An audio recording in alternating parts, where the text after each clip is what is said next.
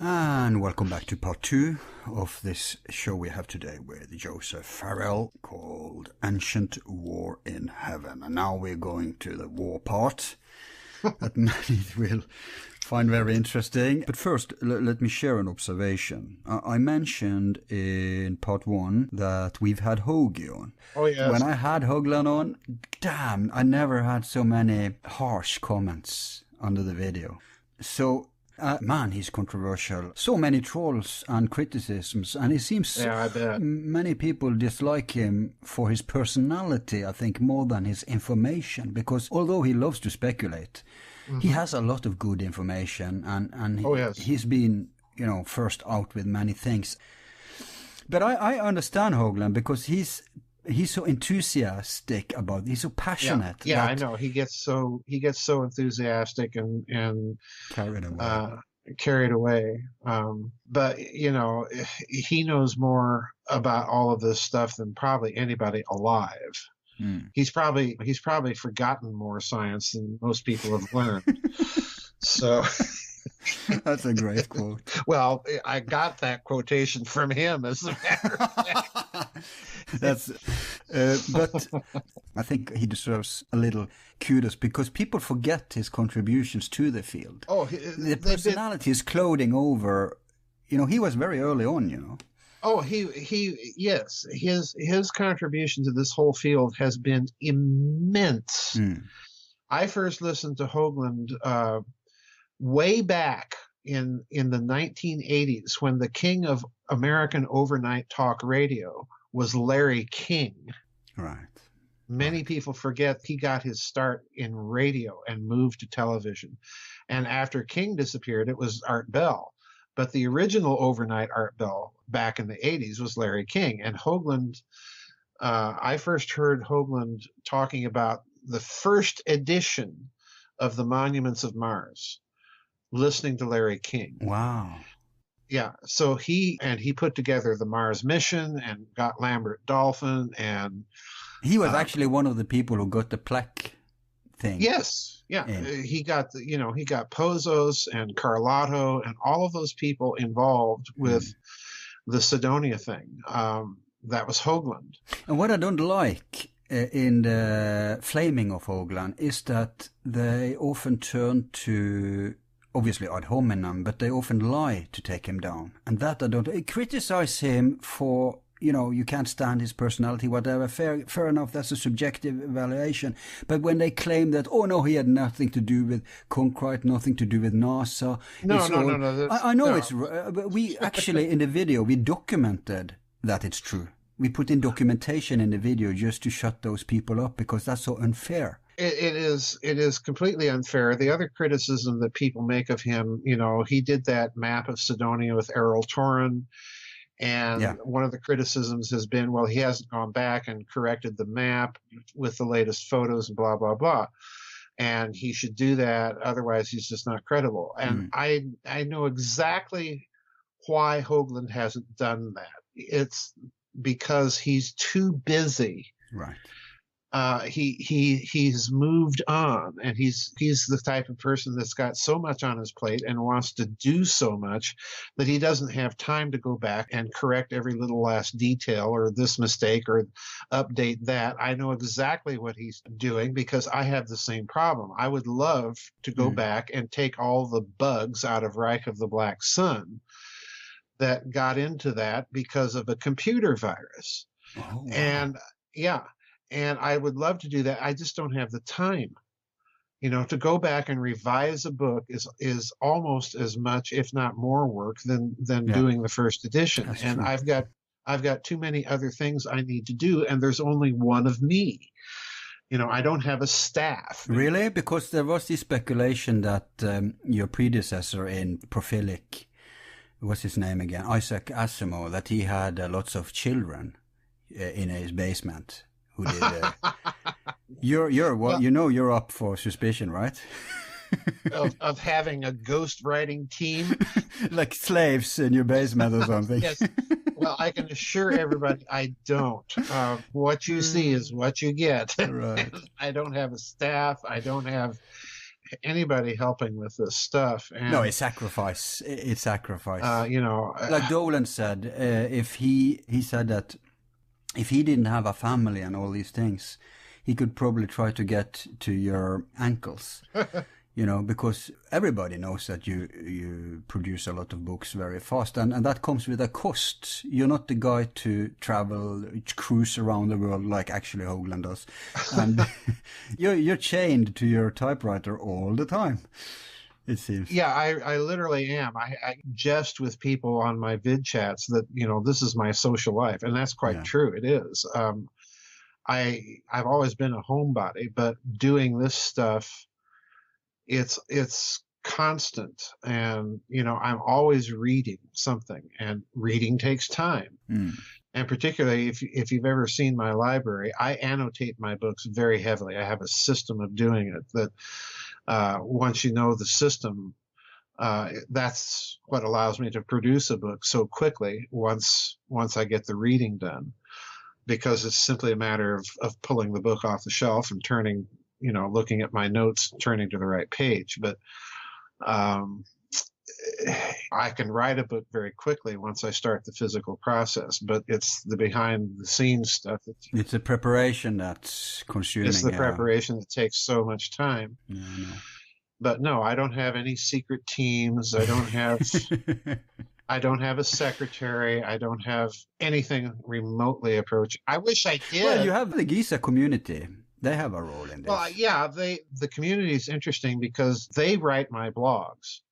Right. Quite literally, because they're the ones sending me the articles, which to me is interesting because I get to see what people are looking at. And my big chore during the week is going through all the articles they've sent me and trying to recognize any trends, and then blogging about those trends are the ones that I think are the most important that week. So that takes time. So.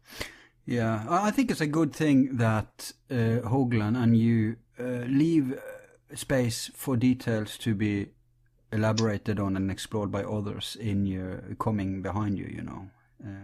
So in many ways, that's what you've done too, because what Hoagland, the first steps he took, you really taken some of those steps and yes, he zoomed in on them. So that's how it has to be. Yeah, he was very influential. When I first met him, I told him that, you know, I had been following him since his appearance on Larry King. And he said, oh boy, that goes way back. And I said, oh. How did you guys get into, how did he discover you in the first place? Did you send your books to him or something? I don't honestly know. I wrote him a letter in 1988 talking about two orthorotated tetrahedra and the phase space being a hexagon. And I think he forgot about that, but he also got onto that idea of hexagons on the axis of rotation with Saturn and the clouds and all that.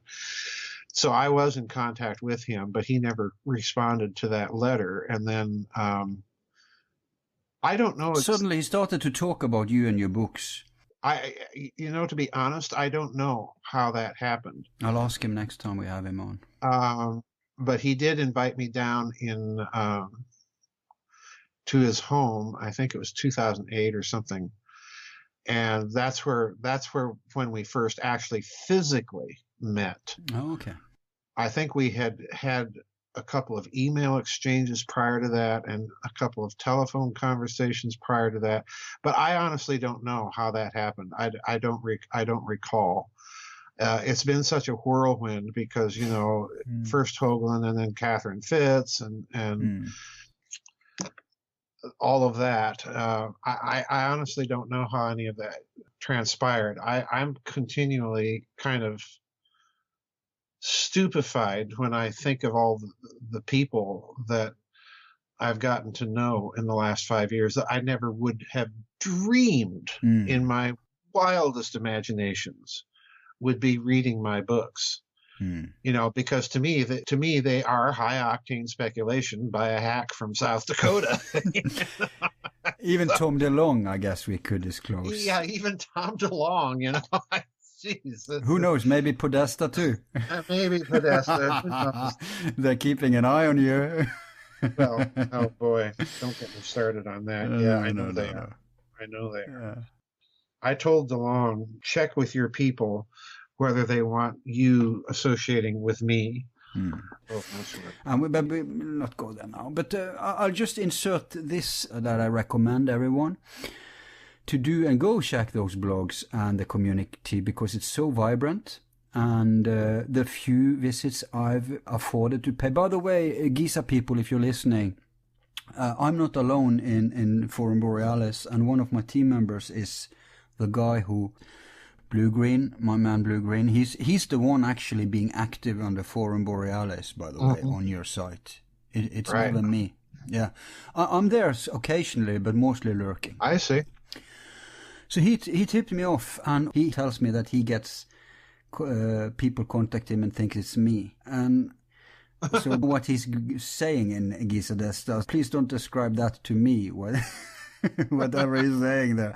But when I'm there, it's so exciting. I don't get out until it's over. And especially you have these regular talks only for members, where you have the pre-chats, which are kind of informal and fun, and where people have their inputs. Then you have the main lecture. It's just like a university. Right. And then you have the after winding down, where people often, because I'm always so late there. Well, and they're still talking. Yeah, it's a lot of websites do vid chats, but you may get half an hour, an hour. Ours can easily go on for 6 or 7 hours. I always show up about 2 hours early, and we just kind of sit around and talk about whatever it is we're talking about. And then and I know much good stuff is actually being talked early. Yeah, it's just the formal chat is when people send me questions or comments in emails, which takes up most of it. And you're right, it's a very diverse group of people. They're all sharp as tack. So brilliant, educated, informed, intelligent. It's amazing. You've attracted the best. Well, they're also willing to kind of speculate, and it's an interesting demographic. I think politically it spans the whole spectrum, left to right. I think demographic. Yeah, but speculate, you say, but half of the alternative field is wild speculations. But the thing is, this is grounded speculation. Yeah, this is our good stuff. These are very serious people. They read on their own. They're interested in different subjects. They bring their personal preferences and likes and dislikes about subjects and experience. It's a there's room for divergent views too. I noticed. Enormous. I'm kind of always shocked. We've got old people, we've got young people, we've got people all over the world in these vid chats. One guy in St. Petersburg, another in Tartu, Budapest. We've got a couple in Germany. We've got somebody in France, Belgium. Don't you have people from China even? Oh, we've got, China, Macau, and Shanghai, Australia, Indonesia. It's all over. So it's an international, Kenya, Nairobi. A big advantage to what comes out of that brew, because there's so many ingredients that you have to, the elixir will come out of it, Yeah, it's a really diverse group of people.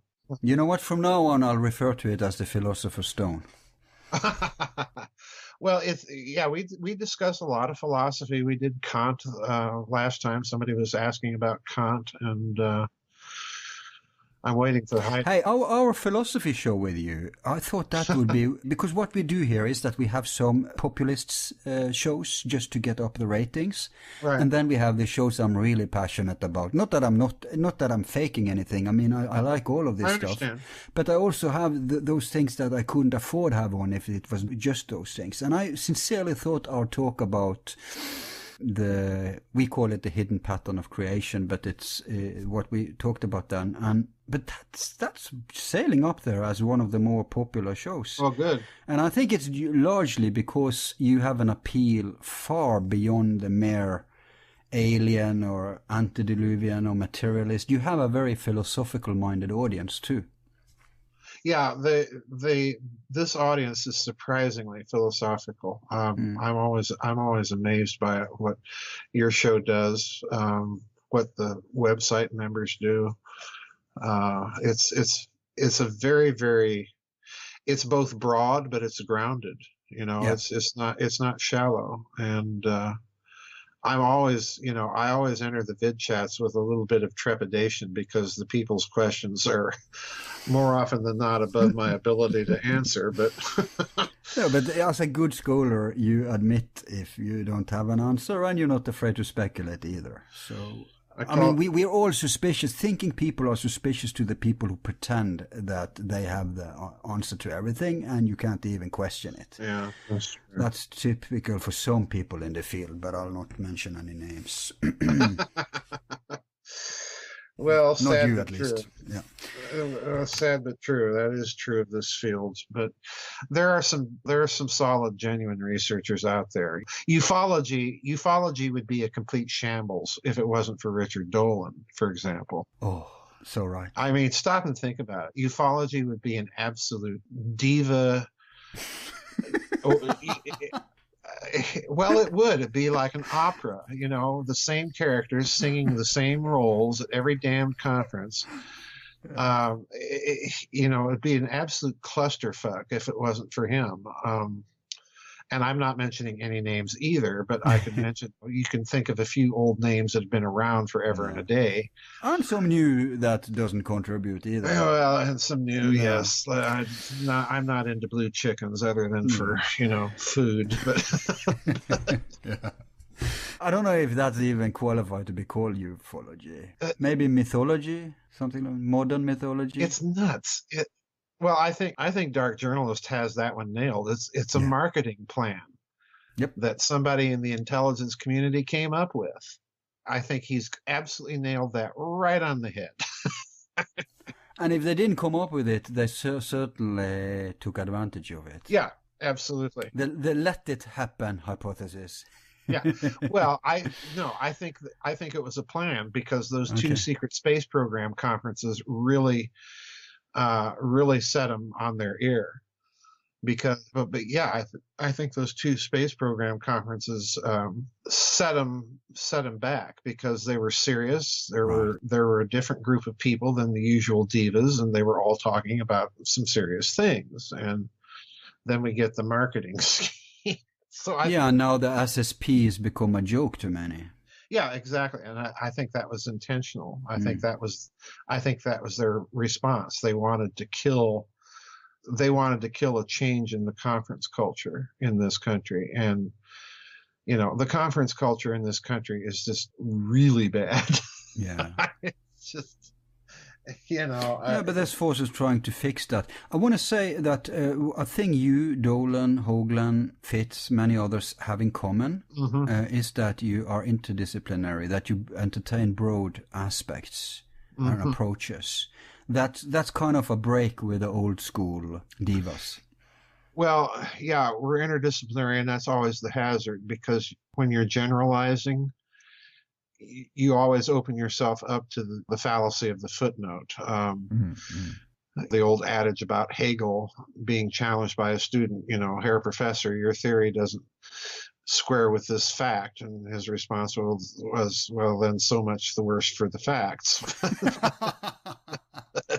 I haven't heard that one. That's great. But, well, yeah, it's typical Hegel. Yeah.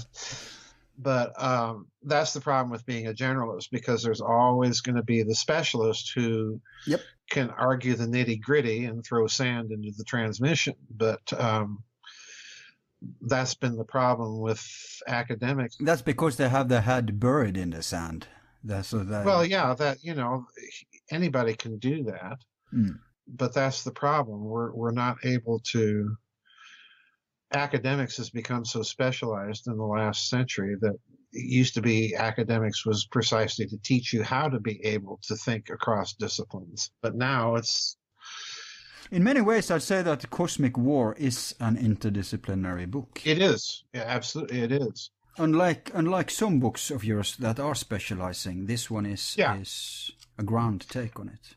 Yeah, some of my books are specialized, but they're specialized in a general sort of way. But yeah, Cosmic War is Broad brush. a very very broad book. Um, it was meant to be that way because, like I say, I regard it as kind of the keystone in the arch of all the other books Mm. because it's connected in some way or fashion to all the other books. Very well. So now to take that on. I'm ready. And I guess our starting point, Joseph, is, I mean, we can't avoid it, and that's Sitchin. I think we should start there, because when he came onto the, I'll give him the kudos that when he came onto the field, it was fresh. Right. But he launched Frankenstein monster that went completely out of control, and he didn't even agree with many of these wild interpretations and doomsday panic. I mean, people were afraid of the Nephilims coming back and taking over and Planet X and all that. Hysteric lunatics, yeah. Yep. As I see it, you're more sympathetic to Sitchin than to Sitchinites. Oh, yeah, yeah. But still, there's a criticism here, and you are diverging. So could we have that as a starting point? Sure. Well, the way I came to this cosmic war thing was actually via the Giza Death Star hypothesis, because Sitchin wrote a book called The Wars of Gods and Men, in which, in passing, he kind of haphazardly mentions that the pyramid functioned as a weapon, and then he just sort of leaves it there. He tosses that out, and he doesn't really pursue the idea. He's much more interested in the fact that wars were fought over these things and by means of them, which is what I thought was also very interesting. But he doesn't really elaborate that either idea. So what I did in the Giza Death Star books was I just wanted to look at the idea of a weapons hypothesis. Did it make any sense? Could you make a case for it? And then in the Cosmic War, I wanted to look at the idea, well, is it really true that these texts talk about using pyramids as weapons and fighting wars over their possession? And in both cases, I think you can make the case. And this is kind of where I departed or took off from Sitchin. The texts that I examine in the Cosmic War are, to a certain extent, they're the same texts that Sitchin does, but I add some others that I think are relevant to the case. I add some Hurrian texts. I look at some of the Egyptian texts. Yeah, but let's just say that the Sumerian lore is his starting point for those who are not too aware. It's Sumer. Right, exactly. Now, one of the things that is interesting about his idea that really is kind of the centerpiece of my book is this idea that the wars of the gods were fought over the possession of weapons of mass destruction. So in other words, the wars were fought not only to control these things, but also to, and by means of those things, but in the case of the text that you see me examining, they were fought in order to eliminate these things. So it's a very, very interesting thing. It's a very modern sounding thing if you get right down to it. It's almost, and of course for Sitchin, the thing that I found so frustrating about his work is that he's talking in terms of rockets and nuclear weapons. And I'm looking at it from the standpoint that whatever these things were that they were fighting with and fighting for, they were certainly much more powerful and much more destructive than nuclear bombs, which is kind of my point of departure from him. Now, one of the texts I examined in the Cosmic War that I was just dumbstruck when I read it, is the so-called Epic of Ninurta. This is a Sumerian text, and that's the title. And I included the whole thing in the Cosmic War because I wanted people to experience the same thing that I experienced when I read it. Because, you know, when you think of of the word epic, you're thinking Homer, or something like that. You're thinking of something that would be, in other words, more or less entertaining to read.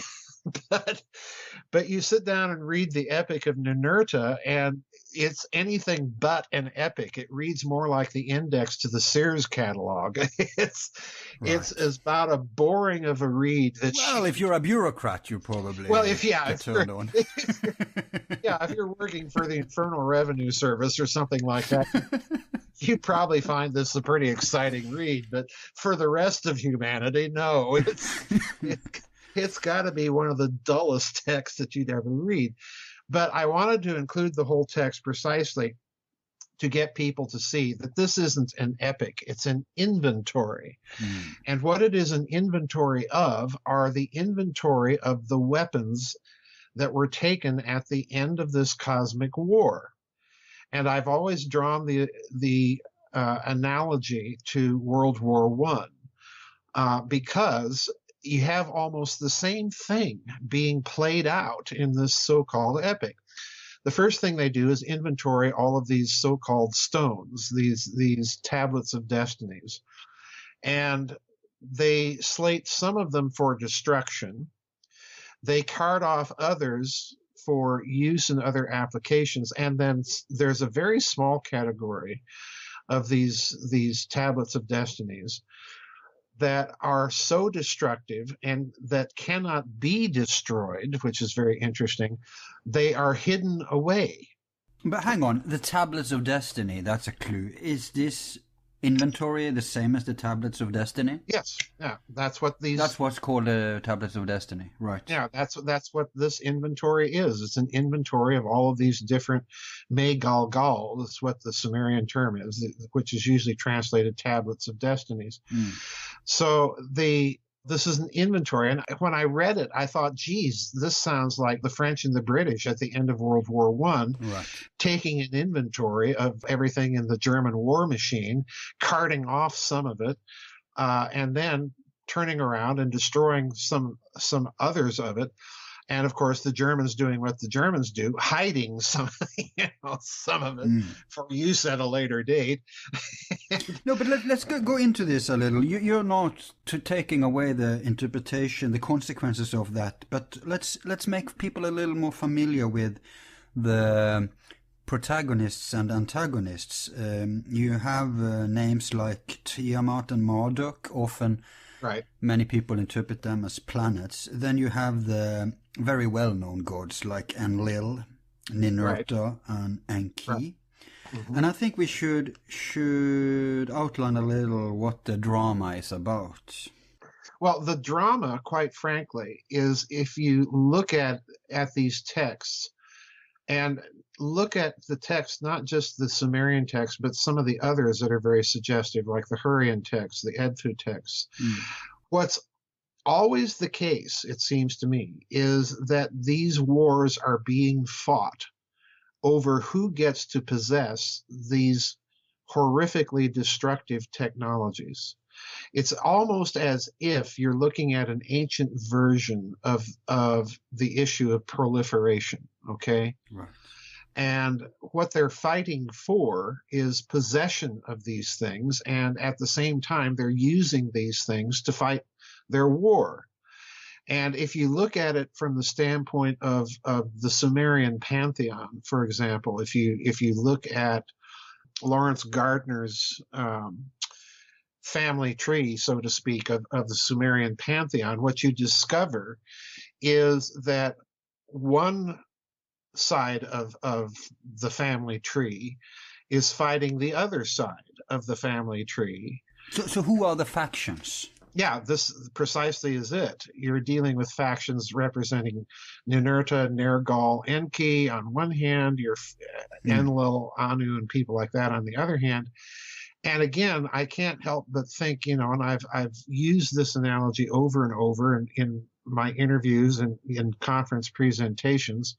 In fact, at the Secret Space Program conference in Bastrop, Texas in 2015, my whole first presentation was drawing out the implications of the ancient texts and World War I. Because what was World War I? Well, it was a big family feud. Yeah. Was what it was. The Kaiser is Queen Victoria's grandson and cousin to Tsar Nicholas II, and related to the House of Habsburgs in Austria and the Savoys in Italy, and on we could go. And by the extension, the World War II was, a part of World War One. It was just a revival of it. Yeah, World War II was Act Two, Yeah, Act Two, and I would say even the Cold War was Act Three. Yeah. It's been a long sort of family struggle, but the interesting thing is you have this inventory being taken at the end of World War One of German technology, of the German war machine, and certain things are prohibited to the Germans. Don't use these things again. We've had enough of that. Yeah. And it's almost like you're reading the Epic of Ninurta updated a bit, because this is exactly what you see there. An inventory is being taken. Some things are being carted off and reused. Some things are being destroyed. And then there's that mysterious class of things that can't be destroyed. And they're hidden away. Exactly. It sounds eerily like Lord of the Rings. Yeah, exactly. It's exactly the same. In fact, you even have a chapter called Lord of the Rings of Satan. Yes, exactly. There is a chapter called Lord of the Rings in the book, and it's all about the moon of Saturn called Iapetus. And we have the mysterious sound eye. Is sound-based technology a factor here? Yes. Again, I go back to what I said in the first part. If you're going to destroy a planet, then the easiest way to do it would be to manipulate the fabric of space-time. In other words, you're going to create waves, longitudinal waves, in the fabric of space-time itself. And a longitudinal wave is an acoustic wave. It's a wave of compression and rarefaction. So in other words, acoustics, if you extend the principle to encompass the idea of an area of rarefaction and compression in the fabric of space-time itself, you could describe that as an acoustic wave. So sound eyes, all of this stuff. But let's pause. Let's pause here a little, because there's a couple of interesting indicium, substantiations here. You have obviously you have the notion that sound is so essential to our existence that many, both Indian and also the biblical, and many, in the beginning was the word, as like a creational word that God uses.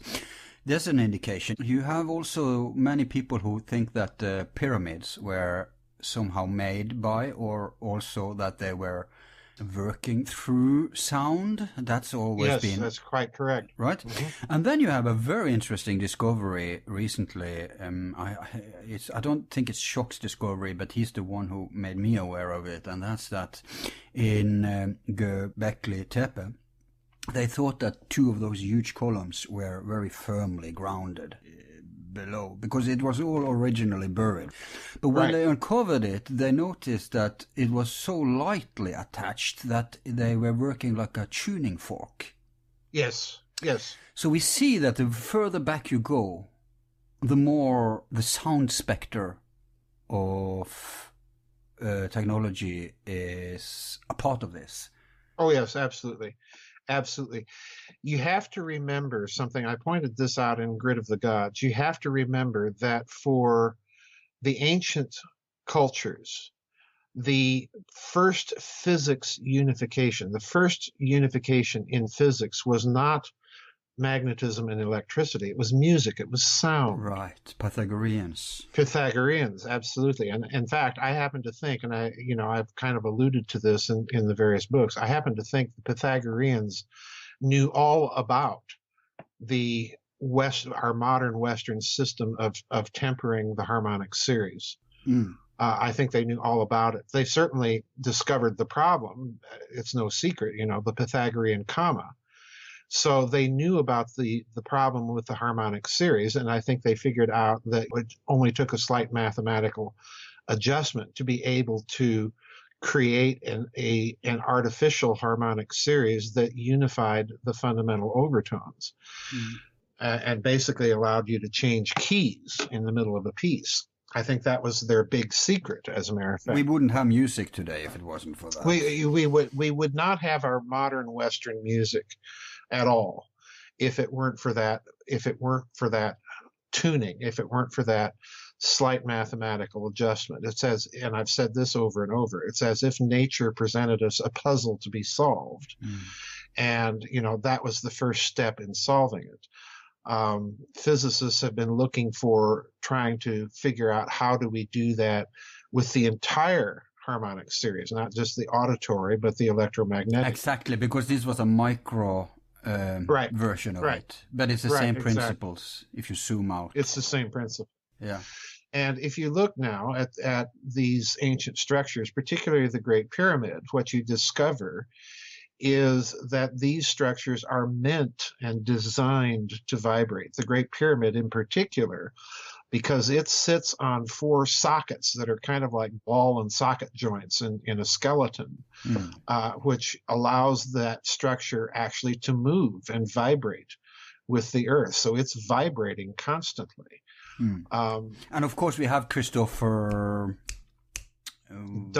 Dunn, right, who was one of the first to come out with the fact that the pyramids, whatever else they are and have been used for, also there's a huge case there for them being machines. Oh yes, absolutely. And from there there's a short step to your conclusion. Well, if you look at the Grand Gallery, for example, in the Great Pyramid, if you look at it not with an Egyptologist's eye, but if you look at it from the standpoint of an engineer, it's one big, long, acoustical resonance chamber. It's almost like an organ pipe in some respects. So if you look at it from those points of view, yeah, this is an acoustic device of some sort. We don't know exactly what. But yeah, you know what Carmen Bolter just said? What's that? She said that, those 2 huge cavities they recently discovered? Yes. Mm-hmm. She's convinced that because, it always entices the imagination and the speculative mind. People think they find, I don't know, so, the mainstream notions, some dead king buried with all his treasures. No. I'm in line with her thinking that if they find something there, it has to be machinery. Yeah. Stuff that will confirm it as a machine. That's weird coming from her because she has a huge spiritual aspect to this. But there's not an either or here. Right. Right.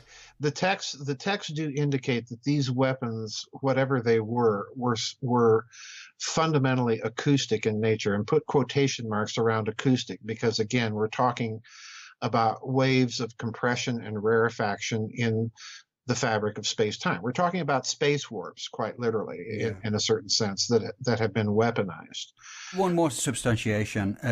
Michael Tellinger, he also points to sound as, I don't know what you make of his stuff, but at least he's on this track that these ancient South African ruins are sound-based structures too. Yes, I think that's the case. In fact, I think a lot of those structures are acoustical resonating cavities. This is a principle you see in temples all the way up to Rome, to the Roman Empire. So I think there's, given the ancient obsession with the music of the spheres and viewing the cosmos as a harmony, quite literally. Yeah, and did you know that in the Samothrakian mysteries, in order to be a master, you had to master it wasn't enough that you were like a spiritual person, you had to be able to master the resonance, you had to be able to vibrate the holy words. Right. Much like in India in mantras. Right, exactly. So that's a remnant of the importance of the sound aspect. Right. I think so. Absolutely. I think so. So we see then pyramids all over the earth, Joseph, and some are younger, of course, but especially those that are, with satellite technology, they found that there's so many buried pyramids still in Egypt. Yes. We have the notion of the Bosnian pyramid. We have the rumor of the Antarctica pyramid. We have the alleged submerged pyramids. Yep. And whatever we make of this, at least we know that the Great Pyramid is antediluvian, and so it's a very short step from that to thinking, okay, if they built one, they could have built many. And if they did, and if you have a pyramid on Mars, even Cydonia, then what are they for? Exactly. Well, my thinking is that with the Great Pyramid, as you indicated, that you're dealing with an antediluvian structure.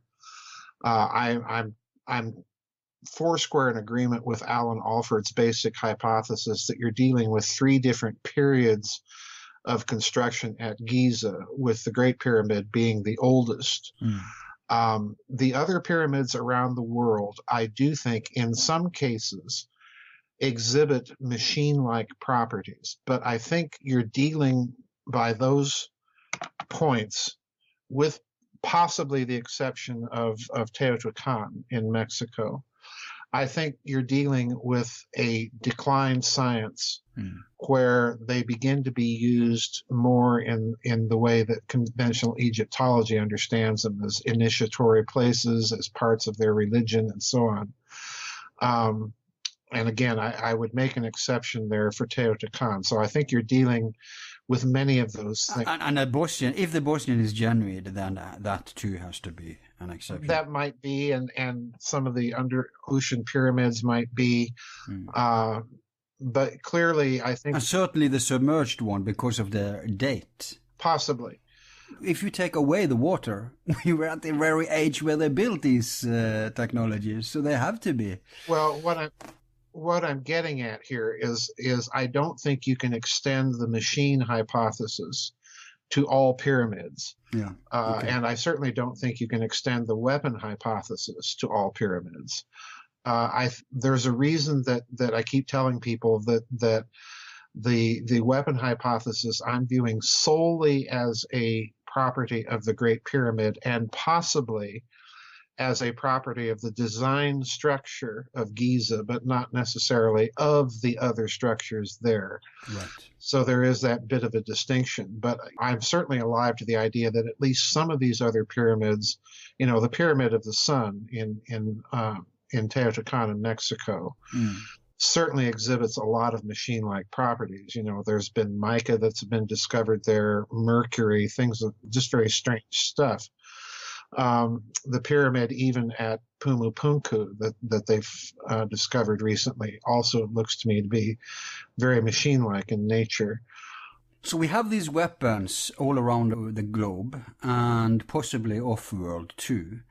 So they could have a role then in this war, right? Oh yes, absolutely. I think so. But again, I'm gonna caution people, as I put it in the Cosmic War. The Cosmic War hypothesis is not dependent on the hypothesis of the Great Pyramid being a weapon, or vice versa. No. But I regard them as two different hypotheses, but they certainly are corroborative of each other. Oh yeah. And the fact that you find them not only on planet Earth, but planet Mars, is suggestive. But I don't think in each and every case you're dealing with a weapon. I think the Great Pyramid here is unique because it has so many dimensional analogs of local celestial space that it appears to me to be a harmonic oscillator. It's designed with all of those things in it simply so that it can be a resonating machine with local celestial space. And you don't find that in many of the other pyramids around the world. No, I have a stray thought I want you to chew on. Because I know that in your investigations you entertain the weapons that couldn't be destroyed as objects. But now we know that pyramids have been buried. Right. And we know that people have tried destroying the pyramids time immemorial, and they haven't managed. So I'm thinking, what if these are the weapons that can't be destroyed and was hidden? Well, I think there's something to be said for that. What would happen, if let's look at it this way, if you're dealing with the Great Pyramid with a coupled harmonic oscillator to the structure of local celestial space, and I think clearly you are, What would happen if you destroy it? It might be catastrophic. Who knows? I don't know. Right. So yeah, you might be dealing with the pyramids themselves being these things. And if Earth wasn't the main scene at the time, we have a pyramid on Earth. Let's bury that. So that would be. I mean, if the exploded planet was the main scene, God knows what pyramids would have been there. But you see what happened to the exploded planet, right? Right. And so I'm thinking that may be a good place to hide stuff, on Earth, if that wasn't the main scene. I mean, well, that was like a peasant outpost. Let's look at it differently. Let's go back to the Epic of Ninurta, and I talk about this in the Cosmic War in that particular category of things that could not be destroyed but that were hidden. Yeah. Now, if you look at Chris Dunn's hypothesis about the Giza power plant, and on this respect, I think he did the most excellent service to alternative research and speculation, because he points out that in the Grand Gallery, there are the slots, those 27 slots that line each side of the Grand Gallery, and that it has an acoustical resonance chamber property. So he speculates that there are things missing inside the Great Pyramid that made it function as a machine. And Right. one of the things that he speculates was that there were resonator banks, Helmholtz resonators, inside the Grand Gallery, whole banks of them. So in other words, he's literally thinking that this was a kind of musical machine, all right?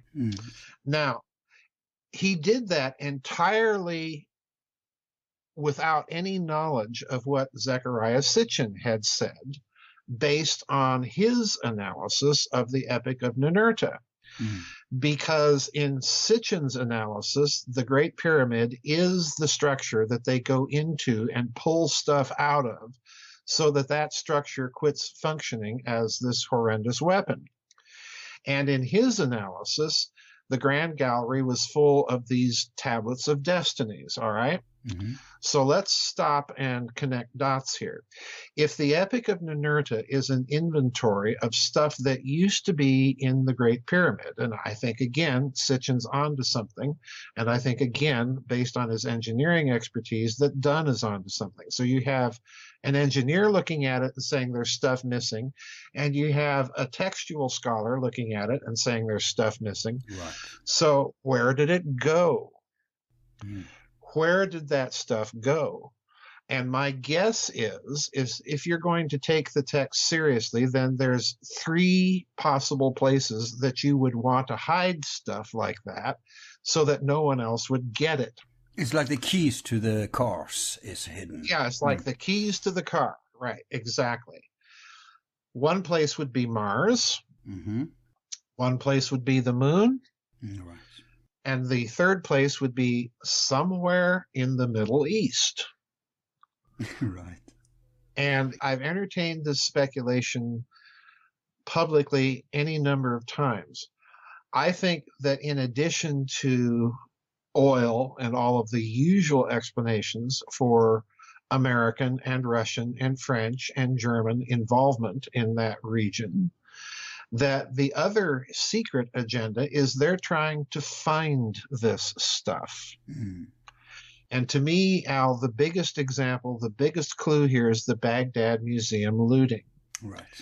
Because Saddam Hussein was digging up all of these places in Iraq. He had French and German archaeological teams in Iraq helping him dig these places up. And so weird. He's not a cultural man at all, and he wanted to reinvent history as all megalomaniacs in his. He's right. Like a god king. So what on earth did he? And tourism wasn't a big factor either. Right. So exactly. What would be his motivation for this? I think he was looking for some of this stuff. He can read the Epic of Ninurta just like the rest of us can. So I think, yeah. And many people don't know that he actually entertained notions similar to Sitchin and stuff. Oh yeah, he did.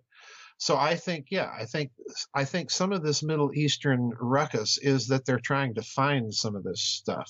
Because his regime wasn't a religious one, just for those who are not to know this. No. It was a materialistic one. No. Secular. No, the Ba'athist regimes over there are wholly secular states. The Assad regime in Syria is a Ba'athist regime. Mm.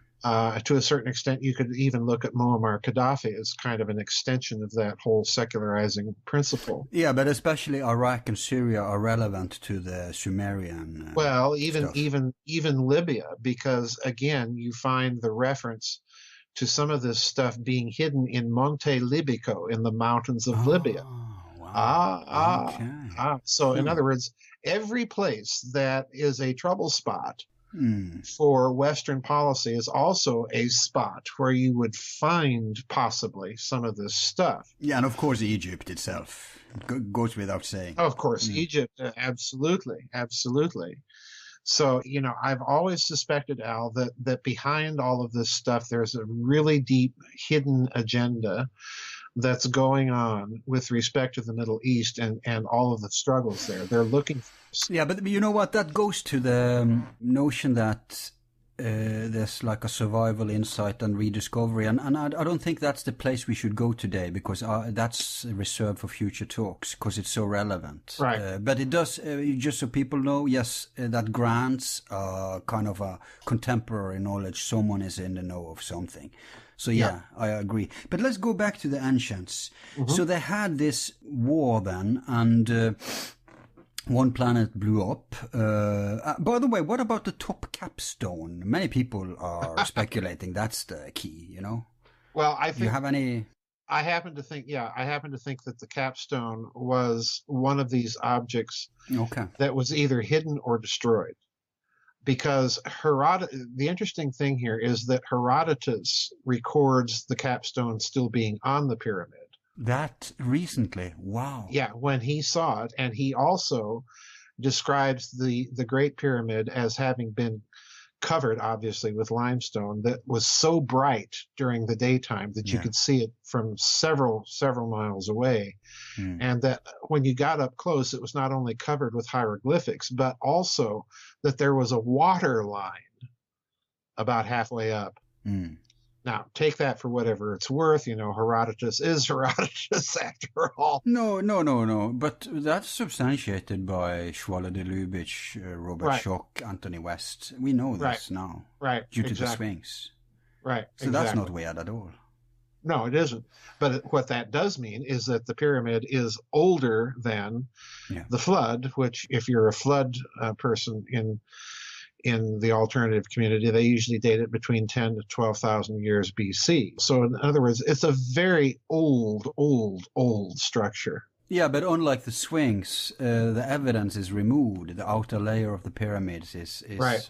We destroyed it. So that's why they can't, and we can't date stone anyway. So it's up for, it's in a mainstream perspective, the pyramid is still up for antediluvian possibility. Yeah, I think so. Yeah.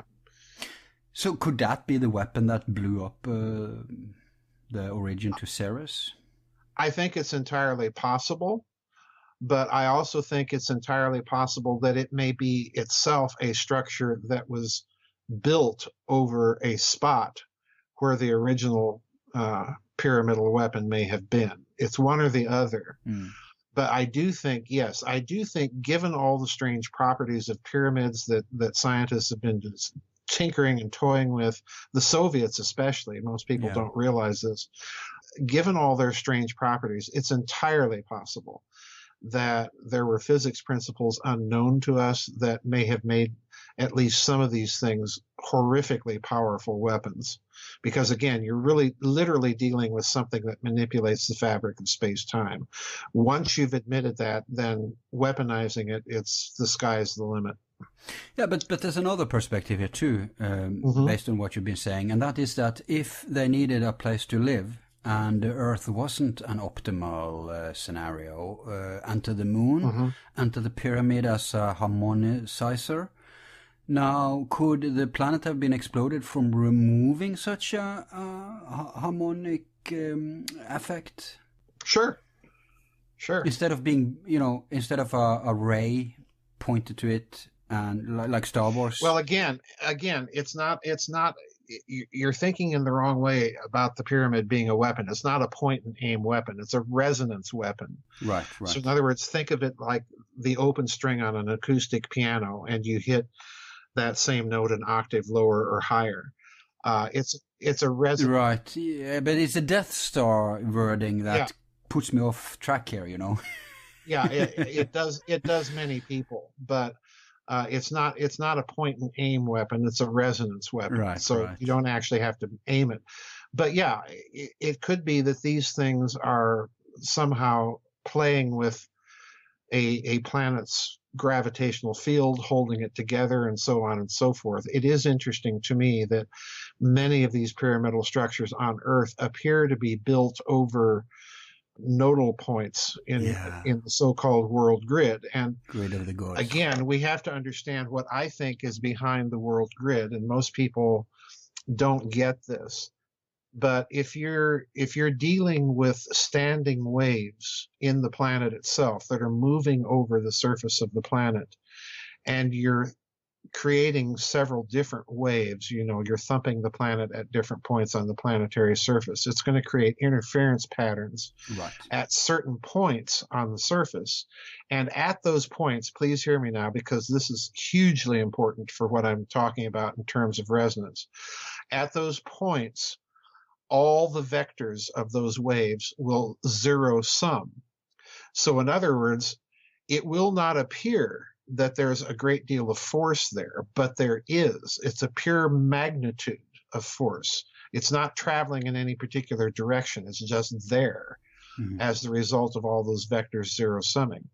So once you've admitted that, then if you locate something at those points that taps into that energy, you can create resonance effects presumably anywhere on the planet. Spooky action at a distance is what Einstein called it. And if you extend that principle to interfering longitudinal waves in the fabric of space-time, then you can create resonance effects off planet. So I think in other words, what I'm suggesting here is you're dealing with an extremely sophisticated and very advanced physics with some of these things. And again, you read some of the ancient texts from that point of view, and it's very clear that they're trying to describe something very sophisticated in the best language that they had. Just to go completely overboard with speculation, if there was a similar structure on, let's just call it Ceres, so we don't have to say the exploded planet all the time. Okay. Let's say Ceres, the original Ceres. Let's say they had a similar constructions that were keeping their planet in check for being good place for life. Right. And you use a Cydonia or a Giza against their stabilizer. Right. Then you have a both. It's not an either or. You have both. Right, exactly. An external cause and an internal kaput, short circuit. It stands to reason that if you are going to have a society, an interplanetary society, you're going to have communication mechanism, and longitudinal waves would be perfect for it because you're literally not subject to the constraints of the speed of light. Right. So these things would be mechanisms for kind of holding the whole thing together. And therefore, yes, you could use them to tap into other resonators of similar nature on other planets and load energy into them and blow them up. So yeah, this is an extraordinarily speculative, sophisticated type of thinking I'm advocating here. But I happen to think it is the case just based on what the texts themselves are relating. And again, it's a way of looking at those texts. It could be that the academics are entirely right. I happen not to think so, but you have to... No. That we know they're not. That's what gives us license to speculate here. We don't have to be right, but even if we're wrong here, that doesn't make them right. Well, that's true. We're not in that dichotomy dimension. So that's true. But you know what? It's a very depressing thought on a theological, philosophical basis, because that means that that's so sophisticated. I mean, we deify these entities, these people. And even back then, they were so human in a bad way that, errata est humana or something, that they, so much hate, so much destruction, despite their level of, that doesn't bode well for us today. And we're in a transition phase now where we are getting onto this level, and we haven't solved the human problem. That's the entire problem, right? We are full of bad, we are children with matches, basically, and they were. What I think is interesting, it's what I think is very, very interesting. It is profoundly disturbing, but what is very interesting is when you read those ancient texts, particularly where humanity is mentioned, what you see is basically a very corrupt, power-mad oligarchy, a political class, right, that has nothing but contempt for the vast lot of humanity, right, to the extent that they're willing to destroy it with floods or what have you. And it's that class that exhibits, the gods that are exhibiting this extremely psychopathic, narcissistic behavior. It's not humanity. No. As in Earth people, yeah. Right, exactly. It's a parallel to what we see now. You have a corrupt oligarchy that is so totally out of touch with the people that they're obviously contemplating massive amounts of destruction and trying to do destructive things, and have done many destructive things. And have done many destructive things. We call it history. But we call it history. The lesson to take from this, then, there's actually a political lesson here, and that is that if we're going to survive as a species, we have to restructure our structure. We cannot let these alienated oligarchs go on. Right. 0.1% now. They used to be 1%, now they're 0. It will end up with a handful of mad people with total power. Well, again, and history will repeat itself. Those texts are very interesting because as a result of this cosmic war, if you're blowing up planets, it's going to affect everybody in the solar system at some point. And as a result of it, I've always maintained that whatever civilization was here utterly collapsed. The mad oligarchs were banking that they could pull it off and wouldn't be caught in the fallout, so to speak. And, surprise, surprise, they were. And they literally had to jumpstart humanity on the road back up to that level. But they had blown their entire infrastructure apart, depopulated everything. That's the problem. You play the war dice and things get out of control, and it's like Operation Barbarossa. Everything's going smoothly until the nutcase decides that he's going to change up the whole plan midway through it. And this is what you see in these texts. So we have nothing is new under the sun. Nothing is new under the sun. Ecclesiastes, absolutely, and it's frightening in a way, but at the same time, I kind of have to laugh at it in a certain sense, because here we are again. We've got our weapons of mass destruction, and we haven't learned anything. Exactly. At some point you have to think, well, maybe we'll get it sooner or later. But it's not going to happen as long as we keep listening to these oligarchs and giving them the serious attention that they think they deserve.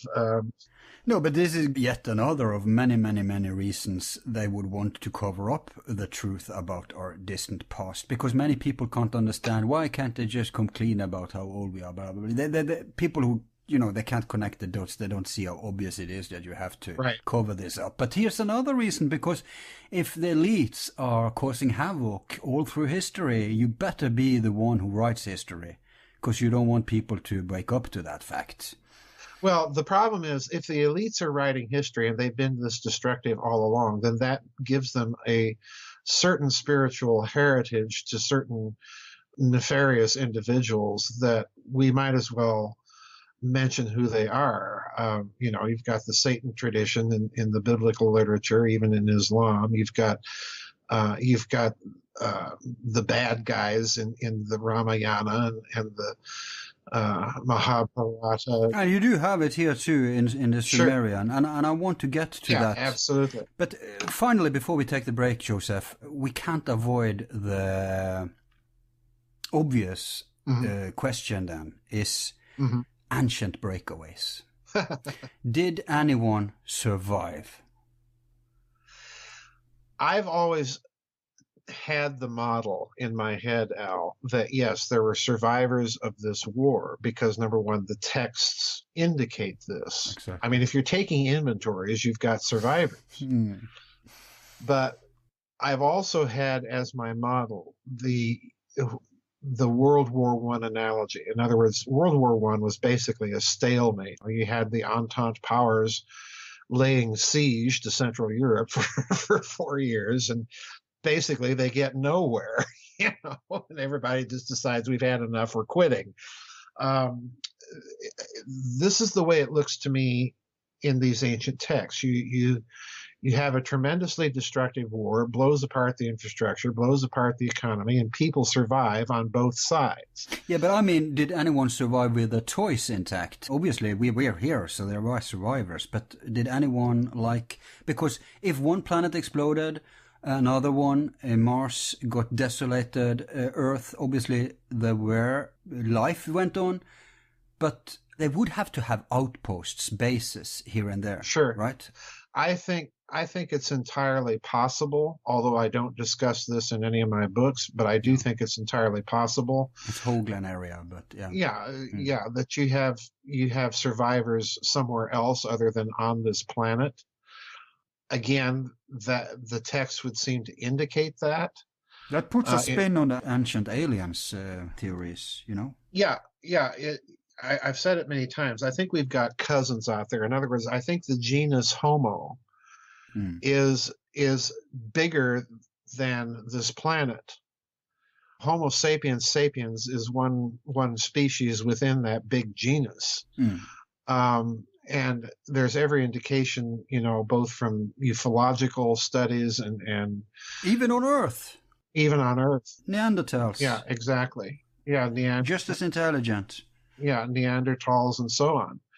I think there's every possibility that you might have some of our cousins out there that may have survived with some of this technology. Could they have put cap on Earth, keep people here? I was just getting to Let's take our break and come back and tackle that one. Okay, that sounds great. That's an excellent topic. And also, we promised people to go a little into the culprits who was behind. So I want you also in the last part to account a little for the personalities involved here, okay? Sure. Especially Kian and Lil, because that's a very interesting mystery right there, right? Oh, yes. A conflict of interest or whatever you want to call it. So good guys, bad guys. But that's a teaser then, people. All right. Don't go anywhere. We'll soon be back in part 3.